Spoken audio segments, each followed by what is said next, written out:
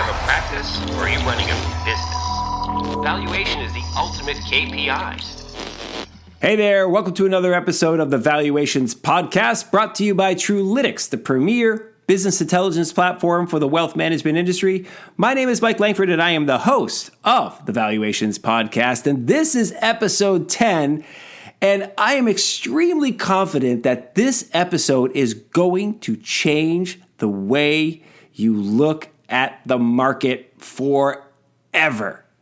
How's that for like an interest, pique your interest line to start a podcast, all right? But I'm really confident that you're probably going to think of things differently. You may even start changing the way that you manage your clients' investments because of this podcast. I know for sure you're going to find yourself Googling some stuff after this podcast, and you may listen to this podcast multiple times in a row, and you may want to reach out and talk to my guest that's on this podcast and speak to him on your own after this podcast. So, who is my guest? His name is Jamie Wise. He is the founder of Buzz Indexes, and Buzz Indexes is running a stock index. They've created a brand new type of index, and I say brand new, it's a few years old. It is called the Buzz Next Gen AI Series Index. And what Buzz does, that is awesome. What Buzz does is it really makes index investing smarter. Now, if you think about the typical stock market index like the S&P 500, there is a relatively dumb index. It's 500 large cap stocks, 500 of the biggest companies we have trading in America. And when one starts to suck, they dump it off the index and they add a new one. Pretty simple, pretty straightforward, but it's upwardly biased and it gives you a good representation of the overall economy from a large cap perspective. And you know, hey, if I invest in the S&P 500 index funds, it's a low cost investment and it's going to track, again, the S&P 500. So no need to be overly scared of underperforming the market. We also use indexes to let our clients know how they're performing against the market, so kind of benchmarks. And we use indexes to kind of inform clients and ourselves, like what's happening in the markets. But what Buzz Indexes does is it uses artificial intelligence to look at all this sentiment about a collection of stocks across the web, right? So large cap stocks, all the chatter on Twitter, all the chatter on StockTwits and blogs and other types of channels where people talk about investing. And they take all those millions and millions of conversations and they analyze them and they find what are the stocks that people are talking most positively about, and they create an index from that. And it's really exciting because this index has outperformed the S&P 500 for several years in a row now, and it seems to only be getting smarter. It's getting better. So I'm going to let Jamie tell you all the details about that. Before I do, I want to encourage you to check out the Buzz Index Fund. There is an ETF, symbol BUZ. Alps runs that, so it's not actually Buzz Indexes doesn't actually run the fund. That fund is actually managed and distributed via Alps. But if you are interested in having the ETF in your portfolio, you can go check that out on your own. Do your own research. Of course, you know all the disclaimers and disclosures that you need to think about. Okay, so do your own research. But if you're interested and you want to dig in and see how it's performed and all that type of stuff, you can go check it out. But if you have other questions, always ping us, valuations@trulytics.com. Hook us up on the socials. Please do like and subscribe to the podcast. And as always, tell a friend. Okay? All right. Without further ado, here's Jamie. Well, hey, Jamie, thank you very much for joining me on the show today. It's great to have you. And it's great to hear your voice again. You and I have spent a lot of time online together doing a variety of webinars and other things. And of course, we've spoken to each other many times, whether it's in person or on the phone. So it's really great to hear your voice. So Happy New Year. Welcome to 2019. Thank you so much. Happy New Year to you. Great to reconnect with you and get the new year off to an interesting discussion. Thanks for having me. Oh, great to have you. So, one of the things I like to do to kick things off is what I call having a little bit of an IMDb approach, right? The Internet Movie Database of somebody's career. And if you're a movie buff or if you binge watch a lot of shows on Netflix or whatever, you almost always find yourself on IMDb going, who's that guy? Where's he been in? And then you and your wife are talking about, no way, that guy was the guy from the other thing. So I would say it's kind of a fun thing to go talk to whoever's on the show about their journey to where they are now. So why don't you tell me a little bit about how you came to create buzz indexes and kind of the general arc of the career that led you here and maybe to that aha moment to creating buzz? Sure, thanks. Well, it's a long journey. And what buzz indexes is all about is measuring investor sentiment, directly on U.S. equities. And that journey for us began 6 years ago. For me, my interest in sentiment began 20 years ago when I began my career. So, my background is equity derivatives. I run a hedge fund here in Toronto called Periscope Capital. We've been in business for a decade now. And since the first day that I traded, frankly, since the first day a stock ever traded, anyone who's been involved in markets has this knowledge and feeling that sentiment moves stock prices, right? We know it, we feel it, we hear about it on TV, and we've had this problem of measuring sentiment, right? How do you measure it? You hear a guy on television, some expert tells you that sentiment is high or sentiment is low. We have all these proxies for sentiment, the VIX, put call ratios, trading volumes. We have all of these sentiment polls, the Michigan surveys that we're so used to hearing. And of course, our finance professors and all the talking heads tell us that sentiment is typically some sort of contrarian indicator, but we don't know that to be true because it would be too easy if it were just to sell everything that was high sentiment and buy everything that's low. So we have this idea of sentiment, and we never had this opportunity to measure it. And like I said, 200 years ago, the first time a stock ever traded on the New York Stock Exchange, it was a room of people. And don't you know, and I'd bet you whatever you like, that the sentiment and the conversations in that room were the things that were driving stock prices on a day-by-day basis, right? And we know that was the case. My journey really kicked up and ultimately became buzz indexes, like I said, about 6 years ago, when I saw an academic paper that was talking about, sort of mining and listening into the conversations that we're having on chat rooms at the time about people talking about stocks. And could you get insight from those conversations, and could you start to measure sentiment? And my aha moment, I think, was connecting that to what I was seeing happening around social media analytics generally outside of investing at the time. So at that point, 6 years ago, there was a lot of activity for social media analytics firms to try and understand consumer behaviors around products or experiences. So people understanding what consumers thought from Amazon product reviews or from vacations on TripAdvisor reviews and things like that. And there being so much data and companies spending so much money to understand what their customers were interested in because they were leaving this digital trail of information simply by talking about their products and experiences with those products or vacations or whatever the item might be on these online platforms. And that left that digital trail.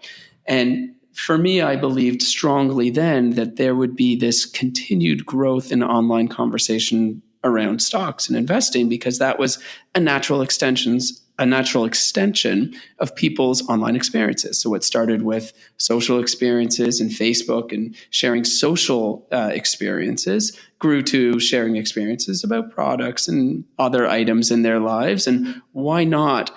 Why wouldn't people go online to get the same kind of engagement around their stock picking, around which stocks they liked and which stocks they didn't, for all the same reasons that they were doing it already in their social lives? And if that would be the case, we would have this huge digital trail of independently volunteered information around people's views towards stocks that we could actually measure. We could have a data-driven answer to this lifelong quest that we've all had, or at least I personally had, which was, what is sentiment and what is sentiment specifically on individual stocks?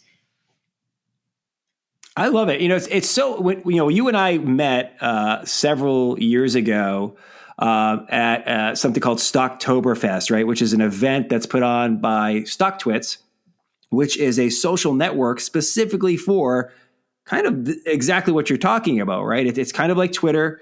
And what people do on that social network is they are always sharing ideas or attitudes or their experience, their investment experience of what are they buying, what are they selling. And they're mentioning specific stocks, right? Specific stock symbols, particularly with a cash tag, as they call it, right? So $BUZ or $APPL for what they're interested in investing. And we see that also on Twitter. But when you and I kind of first met and you mentioned this, I'm like, oh my God, that makes perfect sense. If you can find a way to take all that data and analyze it, you can absolutely see the direction in which the public at large is leaning. Are they leaning more towards thinking that Apple, as an example, is a buy, or are they thinking that Facebook is where they're putting more of their money? And if you could look at a large enough data set and enough stocks, you could really assemble a portfolio that was biased up just by what you're seeing. And that's kind of what you've done with that's Buzz. exactly right? it. And, that was the initial thesis of what we wanted to build or what we wanted to analyze from that data. And, just anecdotally, 6 years ago or so, when we first looked at StockTwits data, I think there were maybe a couple million messages from, various users on that platform. I think this year alone, they'll be pushing probably 60 million independent posts. Each post really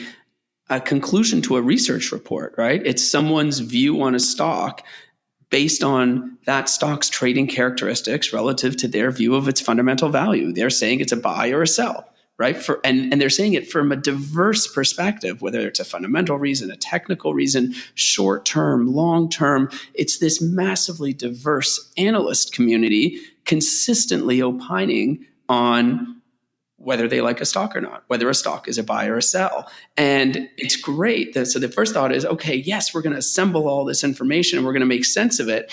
And then when you really get down into the weeds of what that means, first to build the algorithms to actually analyze all that information, because no army of investment analysts has the time to read tens of millions of posts and label them each one. So you have to be able to build the technology to do it. But then you have to figure out, how do you aggregate all of that information? Which stocks are relevant? There's 7,000 stocks that are being talked about in varying degrees across StockTwits and other online platforms.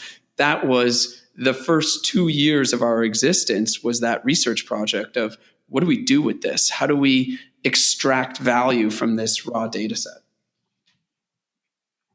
Yeah, it's funny that you mentioned, prior to that, or that there was no amount of, you couldn't hire the number of people you needed to analyze that manually, right? You had to build the technology. And, I always think back to Peter Lynch, right? Famous Fidelity Magellan fund manager.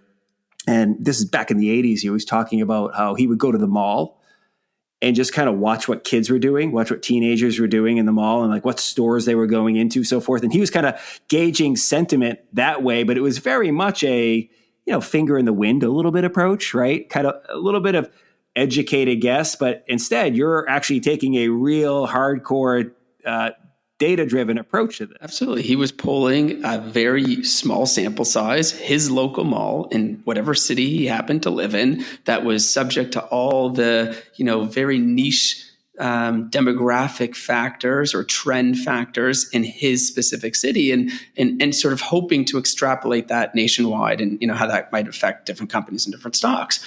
Well, now you've got millions of people, literally millions of people, going online and volunteering all of that information for you, right? So the data sets are just so rich with information. You just need the tools to analyze them. And that's where we've really got lucky a little bit, right? In advances in A, computer processing power, and B, the tools to take advantage of that power to be able to, in a much more direct way, measure that data set, right? And I think broadly people refer to that as artificial intelligence today. I don't even think 6 years ago people were using the word artificial intelligence for that kind of thing.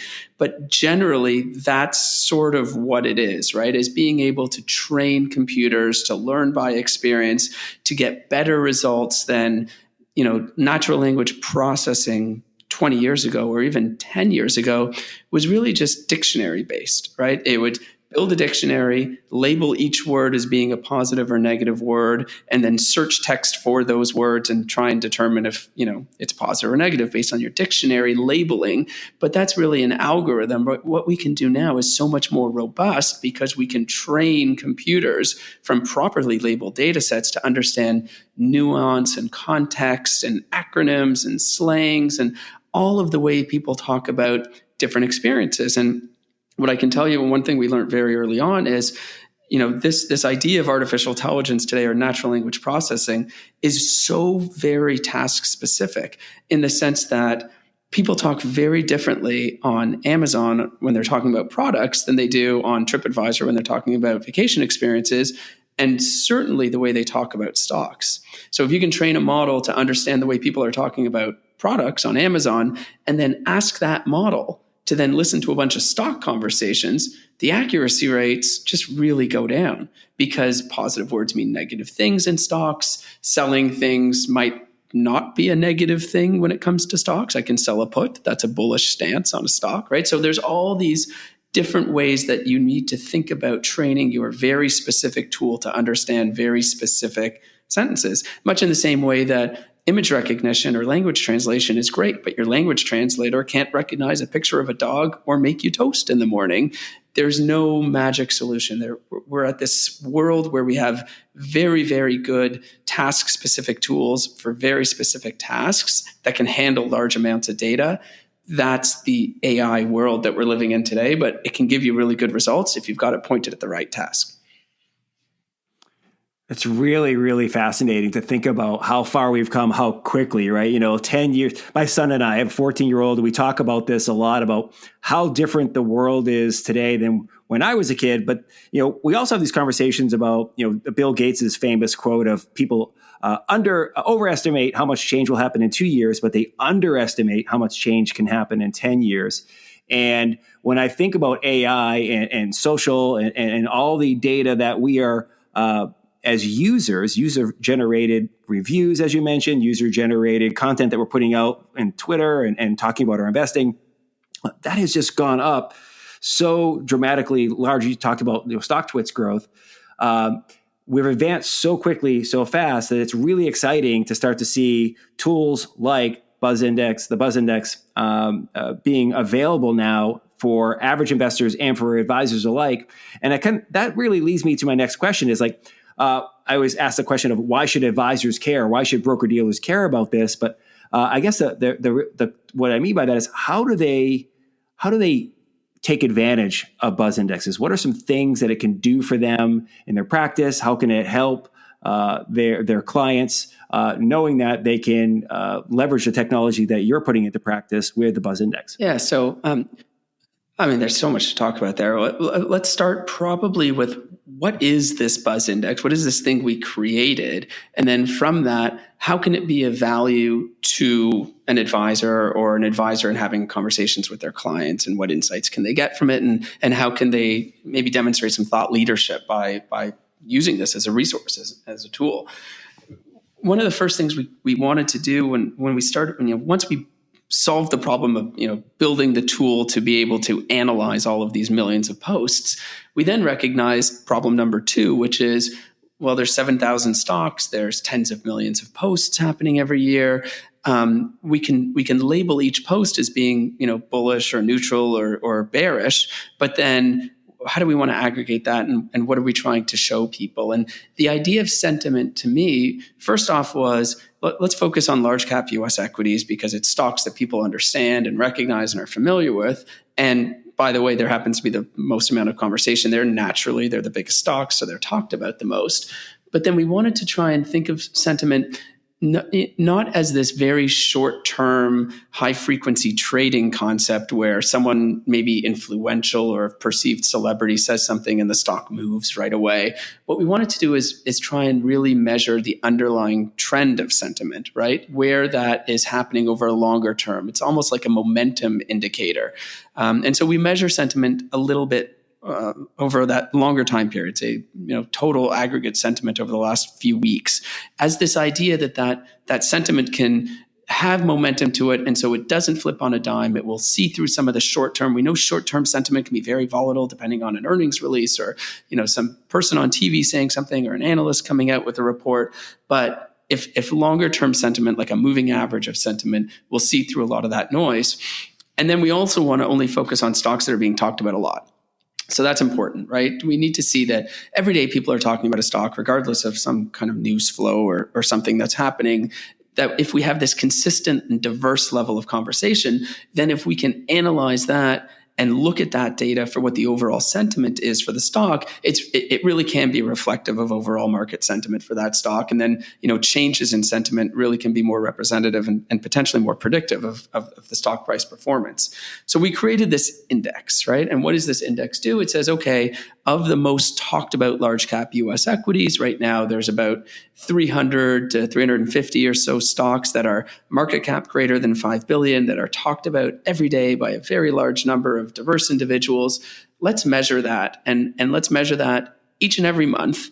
And let's create an index sorted from most positive to least that holds 75 stocks. 75 diversified index. We'll cap the weights at 3%, and we'll put that index out to the world so that people can now actually see which stocks have positive sentiment and which stocks have great, relatively of the positive sentiment stocks, because it's weighted by positive sentiment, which stocks are the highest sentiment stocks. And let's see how that index performs. And let's see, is sentiment a contrarian indicator? Let's not focus on back tests or any of that. We'll have a live track record. And now we've got a 3-year live track record where you can actually see what sentiment can do.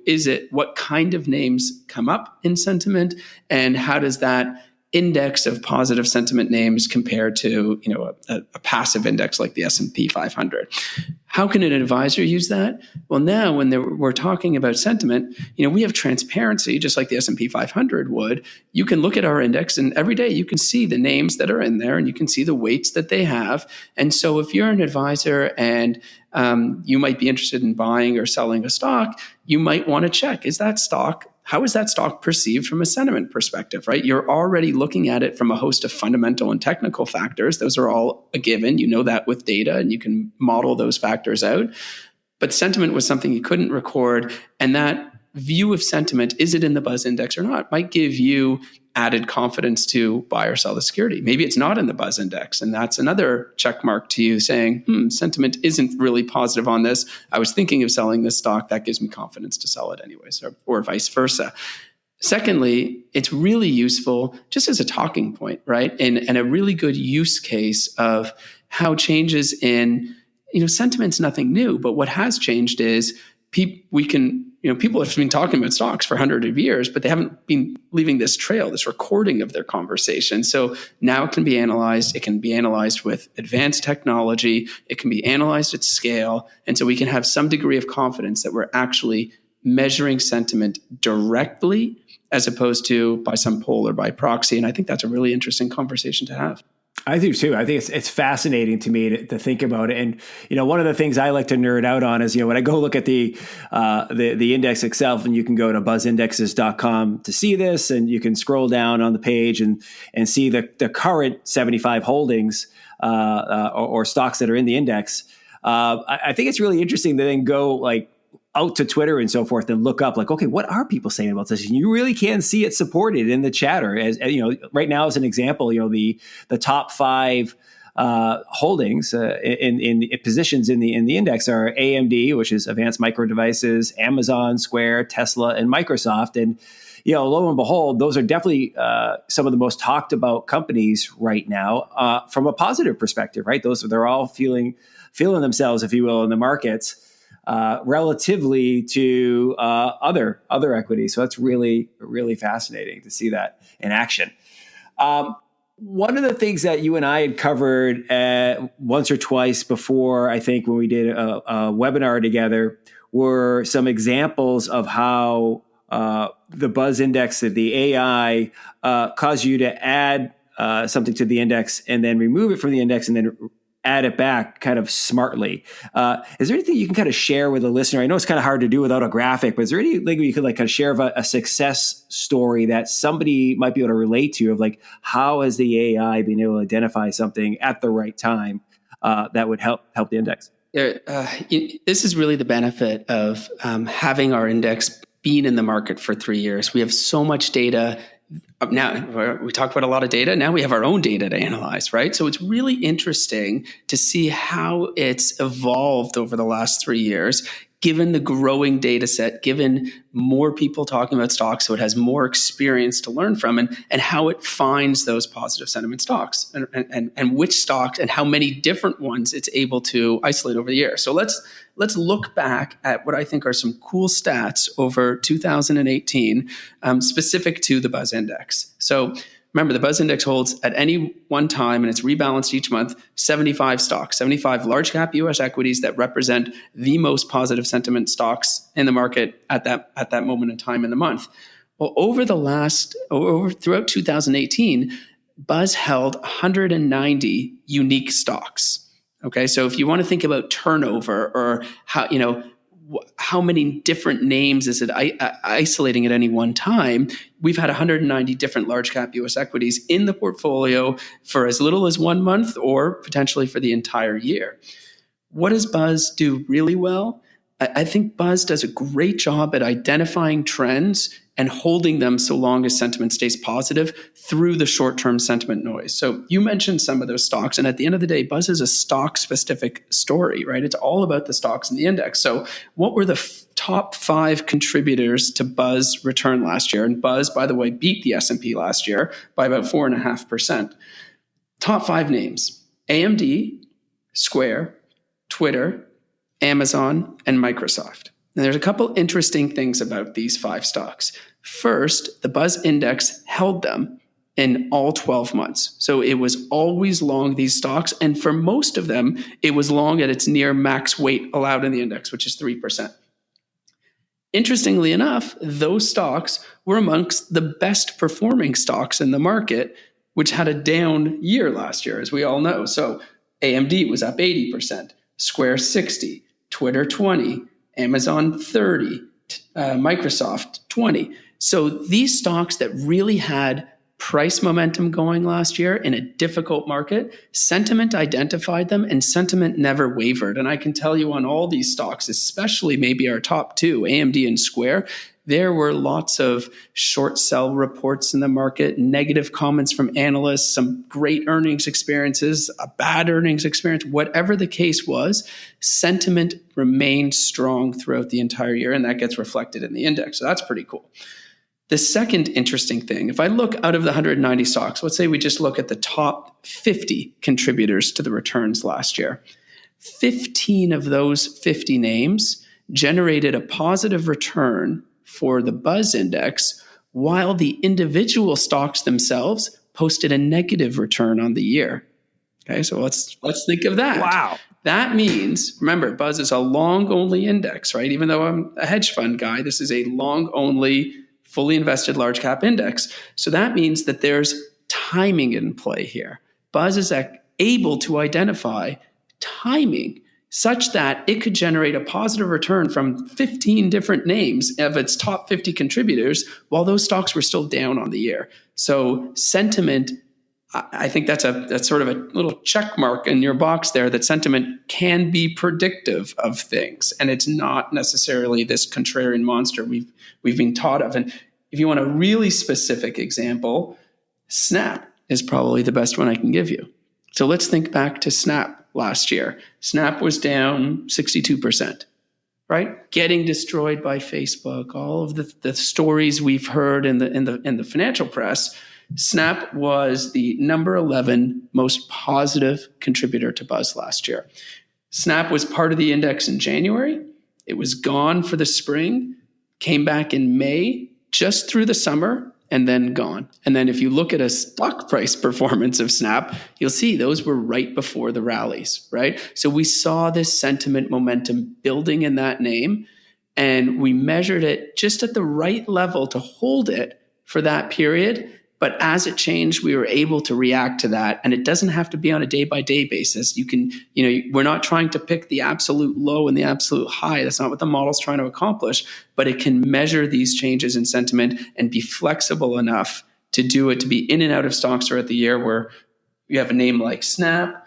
We've got Align Technologies, a Bausch Health company, one of my favorite. You know this. I've talked to you about this name before. This is such an interesting stock. This is the old Valiant. And I'm sure a lot of your listeners are familiar with Valiant because it was in the financial press so much because Bill Ackman and his activist stake. And, the stock goes from 0 to 300 and sort of round trips, right? And he's defending it and changing the names and all that stuff. Valiant last year was down 11%. Well, it contributed 17 basis points of positive return to Buzz. And what was interesting was on the way up, Valiant or Bausch Health Companies was never, ever in those first couple of years of the Buzz Index, part of the Buzz Index. And on the way down from 300 to about 30, not in there. But something happened when Valiant and now Bausch Health Companies hit that $30 mark. We started seeing little drips of positive sentiment start. And people started viewing that stock as some kind of value play. And it's been in and out of Bausch Healthcare for the last year and finding those right turns in the stock. And that leads me to the second interesting thing that we've discovered about sentiment. And I don't think it would have been intuitive to us on day one when we started measuring it, is sentiment is not a reflection of price performance. It's not a price momentum index. You might think, well, people are only talking about stocks that are moving from the bottom left to the top right? That's not what sentiment is. Sentiment is people's view on forward price momentum. And there are two key reasons why people become positive about a stock. One is it is a good growth story. It is a bottom left to the top right, and they expect that growth trajectory to continue into the future.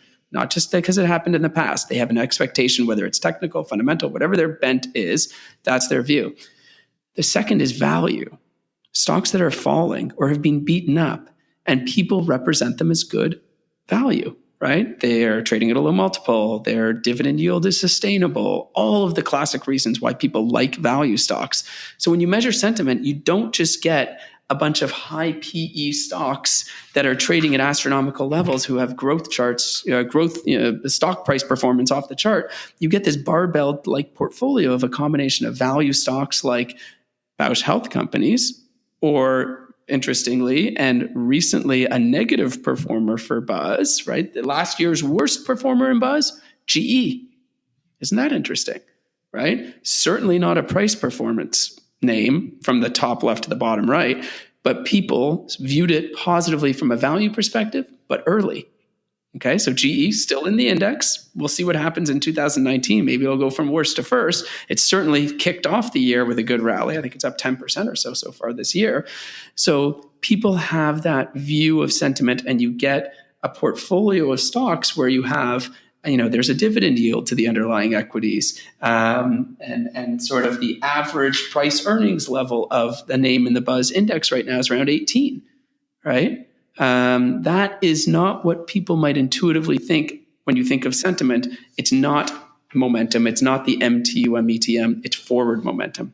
Very exciting, very interesting. That is fascinating to think of it as picking up growth and value. And it's funny, when we first started talking about sentiment, believe it or not, my first thought went to value, because it's like, well, if people are starting to talk about something as it might be a good investment idea, usually you start thinking about something being a good investment idea when you think the price is low, right? When you're like, oh, I see a lot of future in this, and why is it priced low here? And then, of course, as it gets going crazy, everybody wants to jump in on the momentum. I think Square's great to jump in on that comment, right? Because you're right. I think what's interesting, though, is what the analyst army can and I call the population that we observe online my analyst army, because that's really what they are, right? It's my million-strong analyst army, and they're so diverse. And when you can get enough diversity together and you can observe a common theme, you can get some really interesting insights. And Square is such a great example of that, right? So Square, here's this company that people viewed, maybe the true analysts, the investment bank analyst community, I think they viewed them a little too simply as some just payment processing company. But the investing community at large really saw through that story and saw the potential of what Square could do in the marketplace. talked about the engagement of their products, how much they liked the experience, and how they saw Square being able to leverage that into other areas. We were just talking before the show. I was down in South Miami over the holiday break. I think every store I walked into had a Square processing terminal on it, and every time I see one, I ask the clerk, "What do you think of this?" And it's unanimous. This is the greatest, simplest, nicest tool we've ever had. Right?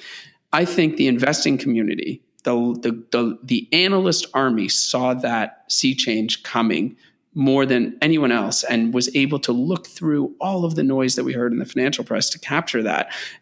Is that a growth story? That's not just a stock that's trading way ahead of itself. That was a stock that people believed would grow into its valuation and then have room for more growth. And that's why Square was one of the best performing stocks in the market last year. And I think that is what we can capture by observing. Great. So, we're getting close to the end here, but I did have one kind of closing idea that I wanted to run by you, and hopefully the audience listeners can kind of appreciate this. Is that the general question is Buzz getting smarter as time goes on? And I think you've sort of answered that already, but I think it helps to compare it to the way that the traditional indexes that we use, whether it's for benchmarks or for index investing, the way that those indexes work is they're kind of passive and sort of dumb, right? That, once a stock is added to the S&P, it kind of stays there. The only change going forward is based on its weighting, based on market cap, right? And if it really starts to suck, it falls out of the index and it gets replaced by something else that is another big company. And that's how it gets its kind of positive upward performance bias. But that's about as smart as the S&P or as smart as the Dow gets. But Buzz seems to be actively, because of the algorithm, the intelligence, the size of the data set, getting smarter as we go along. Is that the way you look at it as well? Yeah, I do. I think we have to be careful about smartness and experience. Okay. And I go from, so I think about what makes us smarter as human beings and what makes models and AI smarter. It's a shared thing, and that's experience, right? We are, better drivers at 40 than we are when we're 16 because we've had 25 years of driving experience. We've seen lots of different situations, right? Computer models are the same thing. That's what AI is today. That's what this concept of a neural net is. It's learning by experience. So how can Buzz, or how has Buzz gotten smarter? It's not that it's gotten smarter. It's gotten a lot more experience to be able to make more informed decisions. And how do you get more experience in modeling terms? You need more data. Data is its experience. So to the extent that we've seen this huge growth of data over the last few years, the model has had all of that experience to understand the way people talk about stocks, the changing ways people are talking about stocks, and new stocks that are being introduced to the conversation. So so here's the final answer to the smartness or experience. 3 years ago, when we launched the index, we had this idea that we wanted to focus, and I said this earlier, on the stocks that were talked about the most, right? The most diverse, the most consistent, really representative of, the analyst community, my analyst army at the time. 3 years ago, it was about 125 stocks that met that threshold. When we first started our conversation today, I mentioned it's around 300, 350. So why is that? It's because more people are talking about stocks in greater numbers. So now my analyst army is giving me not just actionable, accurate sentiment information on the 125 relevant stocks. I've got 300 to 350 to choose from. That's how the Buzz Index can have 190 unique holdings in 2018, where in 2016 it would have had maybe 100 or so at most, right, out of the 125. That's how it gets smarter. That's how it finds better ideas. And that's why Buzz can beat the S&P last year by 4% when it beat it by less than 4% the year before. And already in 2018, it's kicked off ahead of the S&P by 2.5%. More data, better experience. That's smart in technology terms. That's amazing. So I know that people are going to have a lot of questions and want to dig in more. And whether those people are individual advisors, RIA firms, owners of RIA firms, broker-dealer executives and so forth. So a couple of quick, very good closing questions that might be helpful for them is, are you available for speaking engagements or webinars on this topic of investing based on sentiment data and artificial intelligence? So you make yourself available for those types of talks? I am indeed, and have been active in the past, both to the broader community as well in the hedge fund community that I also live in. So yes. Very cool. And then lastly, what is the best way for people to reach you? They just swing by buzzindexes.com. Is there, you on social, you email? What's if you're in Toronto, come and say hello. But of course, the best way to reach me is just send me an email. I'm very reachable. I'm attached to my technology, as you can imagine. So it's Jamie, Jamie at buzzindexes.com, BUZZINDEXES, Jamie at buzzindexes.com. I will answer that email. I promise you that. And of course, like you mentioned earlier, just head over to the website, buzzindexes.com. You'll see a lot more material about sort of how we came up to the concept, how the index is actually constructed, the guidelines, the white papers, and the like. Very cool. Well, I want to thank you very much for joining us today, Jamie. It's been a pleasure as always to chat with you. And I'm sure everybody got a lot out of this. So I hope you have a great day, and maybe you'll join us again sometime. You as well. Look forward to it. Thanks so much. All right. Thank you very much to Jamie Wise of Buzz Indexes, and thank you for listening. I hope you got a lot out of this. I know we went a little long. I think there was about 37 minutes or so of talk time between Jamie and myself. And of course, I had a little bit of an intro there, and here I am still talking at the outro. But listen, this is where the industry is headed. If you look out 10 or 20 years from now, do you imagine we're going to have more artificial intelligence involved in investing? Do you imagine we're going to see more sentiment analysis in investment selection process? The answer is yes. Of course we are, right? And so the faster you and your team and we as an industry get out ahead of this, we start to understand how it works, understand how we can apply it in our business, and understand how we can use this type of technology to serve our clients better, the better we'll all be. So I hope you got a lot out of this. As always, look forward to your feedback. Feel free to comment on wherever you heard this podcast. Leave us comments, like us, recommend the podcast to your friends and colleagues. And of course, if you want to see anything else on the show, send in your ideas, valuations@truelytics.com, or swing by truelytics.com and use the contact us page there. And of course, on the socials, Twitter, Facebook, LinkedIn, whatever you prefer, we're there looking forward to hearing from you. Okay? Hope you have a wonderful week, and we will talk to you next time on the Valuations Podcast. See ya. Bye.